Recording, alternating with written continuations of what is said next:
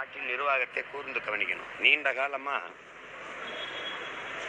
எது ஒன்றுமே நீதிமன்றத்தின் மூலமா கொண்டு வர்றது, செயல்படுத்துறது அப்படிங்கிறது இந்த அதிகாரங்கள் முடிவு பண்ணிட்டு. அப்படின்னா சட்டமன்றம், பாராளுமன்றம் எதுக்குங்கிற கேள்வி வருமா வராது? இப்போ நீட்டு தேர்வு எழுதணுமா வேணாமா, யார் முடிவெடுப்பா? நீதிமன்றம். கச்சத்தீவை மீட்கணுமா வேணாமா, யார் முடிவெடுப்பா? நீதிமன்றம். காவிரியில எனக்கு தண்ணி கொடுக்கணுமா வேணாமா, யார் முடிவெடுப்பா? நீதிமன்றம். முல்லை பெரியாற்று அணையை கட்டணுமா வேணாமா, யார் முடிவெடுப்பா? நீதிமன்றம். எது ஒன்றையுமே நீதிமன்றம் தான் முடிவெடுக்கும். அப்படின்னா இப்போ சட்டமன்றம், பாராளுமன்றம் எதுக்கு? அப்ப மக்களாட்சிங்கிறது வெறும் சொல்லாட்சியா தானே இருக்கு. இங்க எங்க இருக்கு ஜனத்தின் நாயகம், ஜனநாயகம் எங்க இருக்கு? அப்ப நேரடியா இந்த நாட்டின் முழு அதிகாரம் யார்கிட்ட இருக்கு? எது ஒன்றையும் சட்டத்தின் மூலமா, நீதிமன்றத்தின் மூலமா சொல்ல வச்சிருது. எல்லாத்துக்கும் தேர்வு எழுத சொல்றவர்கள் மருத்துவர்களுக்கு, நீதிபதிகளுக்கு, வழக்கறிஞர்களுக்கு, IAS IPSக்கு எல்லாத்துக்கும் தேர்வு எழுத சொல்றாங்கல்ல. இந்த அமைச்சர் பெருமக்கள், பிரதமர், உள்துறை அமைச்சர், முதலமைச்சர் இவங்கெல்லாம் எந்த தேர்வு எழுதுறது இல்லையே. அது எப்படி? மருத்துவத்தில் தகுதியான மாணவன் வரணும், எல்லாத்துக்கும் தகுதியான மாணவன் வரணும். நாட்டை ஆள்றதுக்கான தலைவர்களுக்கு எந்த தேர்வும் இருக்கிறது இல்லையா? அது எப்படி? இதெல்லாம் யார் தீர்மானிக்கிறது? இந்த தேர்வுனால தகுதி கூடிரும்னு நீங்க எப்படி நம்புறீங்க? இப்ப நீட்டே நான் எழுதி வர்றேன், பாடம் நடத்த போற பேராசிரியர் யாரு? நீட்ல தேர்ச்சி பெற்று வந்துடுறேன். பாட புத்தகம் எது? சிலபஸ்ங்கிறோம்ல, பாட திட்டம் அது எது? அது பழசு. பாடம் நடத்துற பேராசிரியர் யாரு? அதே பழைய பேராசிரியர். அப்புறம் அது எப்படி? ஒரே மண்ணு, ஒரே அச்சு. அறுத்தா ஒரே மாதிரி தானே செங்கல் வரும். ஒன்னு அச்சை மாத்தணும், இல்ல மண்ணை மாத்தணும். புரியுதா? இதுல எங்கிட்டு மருத்துவத்தின் தரம் உயரும்? இந்த நீட்டை கொண்டு வந்தா என்ன சொன்னீங்க? இந்த கல்வி கொள்ளை குறைஞ்சிரும்ங்கிறீங்க. நீட்டு பயிற்சிக்குன்னு போற இடத்துல 4-5 லட்சம் நான் கட்டி பயிற்சி எடுக்க வேண்டியிருக்கு. மறுபடியும் தேர்ச்சி பெற்று வந்தா 21 லட்சம், 31 லட்சம், 25 லட்சம் கட்ட வேண்டியிருக்கு. அப்ப 5 வருஷத்துக்கு எவ்வளவு கட்டணும்? அதுக்கப்புறம் PG படிக்கணும். வெறும் MBBSக்கு ஒரு மதிப்பும் இல்லை. அப்போ நான் 2 கோடி 3 கோடி கட்டி வெளியில வர வேண்டியிருக்கு. இப்ப கல்வி கொள்ள குறைன்னு நீங்களே, ஒன்றும் குறையிலையே. அப்ப இது பயனற்றது. தகுதியான மருத்துவரை உருவாக்குவதில் போலி மருத்துவரை உருவாக்கி, அது போலதான் இது. டெட் எழுது, அது எழுது, எக்ஸிட் எழுது, இதெல்லாம்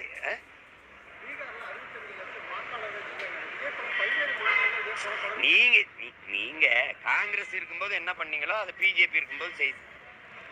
உங்க ஆட்சியில நேர்மையா தான் வாக்குப்பதிவு நடந்ததுன்னு நீங்க எங்க வந்து சத்தியம் பண்ணுவீங்க?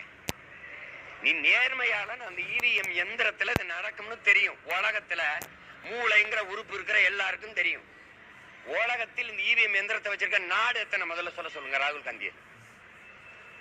எத்தனை நாடு வச்சிருக்கு? இந்த EVM எந்திரத்தை தயாரிச்சு கொடுக்கிற மைக்ரோ எலக்ட்ரானிக் சிப் வச்சிருக்கிற அந்த ஜப்பான் பயன்படுத்துதா? 3 நாடு தான் வச்சிருந்தது. ஒன்னு பங்களாதேஷ், இன்னொன்னு நைஜீரியா, இந்தியா. 3 ஊழல்ல பெருத்த நாடுகள். பங்களாதேஷ் தூக்கி போட்டுருச்சு. இப்ப நைஜீரியாவை நீ தான் வச்சிருக்க, அமெரிக்கா வச்சிருக்க, ரஷ்யா வச்சிருக்க, ஆஸ்திரேலியா வச்சிருக்க, ஐரோப்பிய நாடுகள் வச்சிருக்க, இல்ல உனக்கு தயாரிச்சு கொடுக்குற ஜப்பான் தான் வச்சிருக்க. கேட்கறதுக்கு பாருங்க, என்னை பாருங்க. நீ ஏன் இந்த EVM எந்திரத்தை கட்டி பிடிச்சிட்டு அழுகுற? அதுல முறைகேடு நடக்குதுன்னு தூக்கி போடுறான். வாக்கு சீட்டு முறைக்கு வான்னு பேசிருந்தா நேர்மையால திருப்பி அதே அதுல நடந்திருக்கு, நடக்கும், நாளைக்கு நடக்கும். சொல்லுங்க.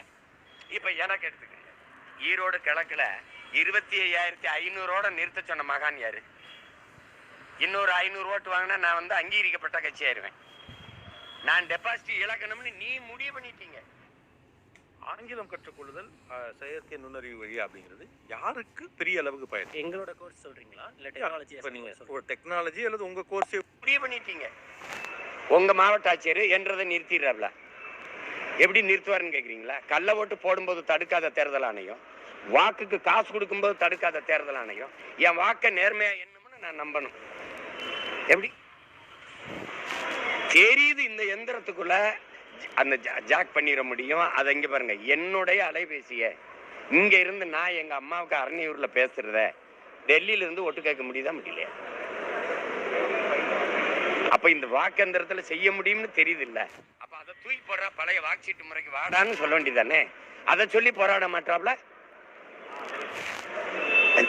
புரியுதா?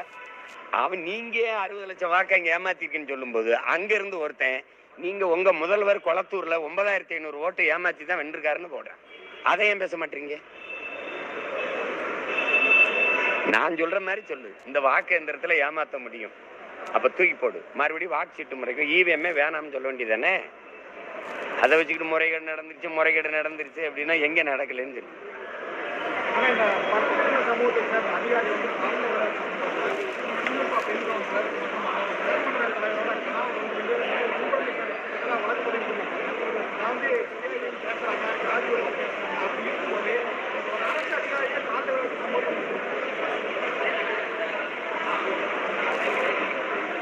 தொடர்ச்சியா இருக்குது. நம்மளுடைய மிக உயர்ந்த இடத்துக்கு வந்து கூட இதுலதான் பார்க்கணும். நீங்க நாட்டின் முதல் குடிமகனா வந்து கூட என் மேல சுமத்தப்பட்ட சாதி போக மாட்டேன்.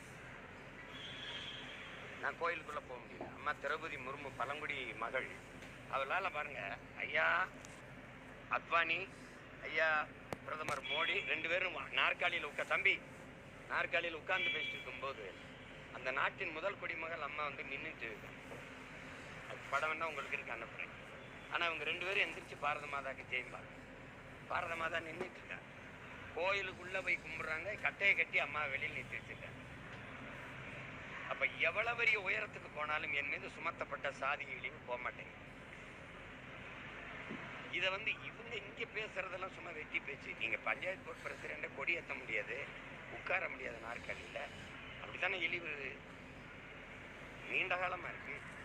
நீங்க சோபால பெரிய நாற்காலிக்கு வந்துக்கிறீங்க, எனக்கு பிளாஸ்டிக் நாற்காலியை போடுவீங்க. அது இன்னும் நடக்கத்தானே செய்யுது. இதெல்லாம் வந்து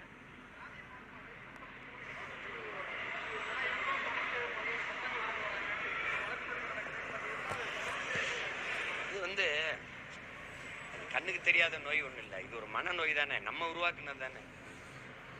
சக மனிதனை தாழ்த்தி வீழ்த்தி சுகம் காண்பதில் ஒரு பெருமைன்னு நம்ம உருவாக்கிக்கிட்ட தானே. அதை நாம தான் தூக்கி எறியணும். நாங்க வர்றோம். அதை நீங்க கொஞ்ச நாள் பொறுங்க, அதை சரி பண்ணுவோம்.